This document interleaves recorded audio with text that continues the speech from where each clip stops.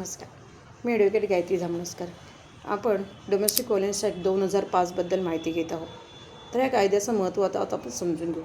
What is the importance of this act? An act to provide for more effective protection of the rights of woman guaranteed under the constitution who are victims of violence of any kind occurring within the family and for matters connected therewith or incidental thereto. तर ह्याचं आता आपण मराठीत रूपांतरित ऐकू. आपल्या समाजाची अशी धारणा झाली आहे की स्त्री जन्मता मुळी अत्याचार सोसण्यासाठी झालेले आहेत.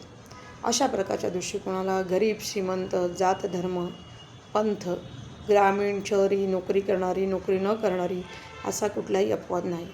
आपल्याकडे स्त्री पुरुष समानता आहे, ते केवळ फक्त भाषणामध्ये सांगण्यासाठी आहे आणि आपण आधुनिक विचारसरणीचे आहोत. आपण असं बऱ्याचदा बोलत असतो, पण ते मर्यादितच आहे. वास्तव नेमके याच्या उलटे आहे. भारतीय संविधानाच्या कलम 14 भेदभावापासून मुक्ती, कलम 15द्वारे स्त्री पुरुष समानता आणि कलम 21द्वारे जीवित व स्वातंत्र्याचे संरक्षण करायचा हक्क पुरुषांसोबत महिलांनाही दिलेला आहे. तरी देखील महिला कौटुंबिक हिंसाचाराला बळी पडत असतात. स्त्रियांची कुटुंब आणि समाजातील प्रतिष्ठा सांभाळली जात नाही. देशामधील अनेक समाज सुधारक यांनी बरेच प्रयत्न करून समाज सुधारण्याचा प्रयत्न केला आहे, परंतु तेही समाजाचे पूर्ण मानसिक परिवर्तन करू शकले नाही.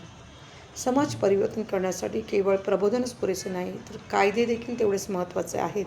म्हणून कौटुंबिक हिंसाचारास प्रतिबंध करण्यासाठी हा कायदा अस्तित्वात आलेला आहे. अशा प्रकारे आपण या कायद्याविषयी वेगवेगळ्या भागांमध्ये बरीचशी माहिती जाणून घेतली आहे. तरी तुम्हाला काही क्वेरीज असतील, काही शंका असेल, तर तुम्ही दिलेल्या नंबरावरती मला कॉल किंवा मेसेज करून याच्याबद्दल माहिती घेऊ शकता. आणि लवकरात लवकर जर चॅनल सबस्क्राईब केलं नसेल तर चॅनलही सबस्क्राईब करा आणि कनेक्टेड राहा अजून वेगवेगळी माहिती घेण्यासाठी. तर तोपर्यंत मी घेते. धन्यवाद.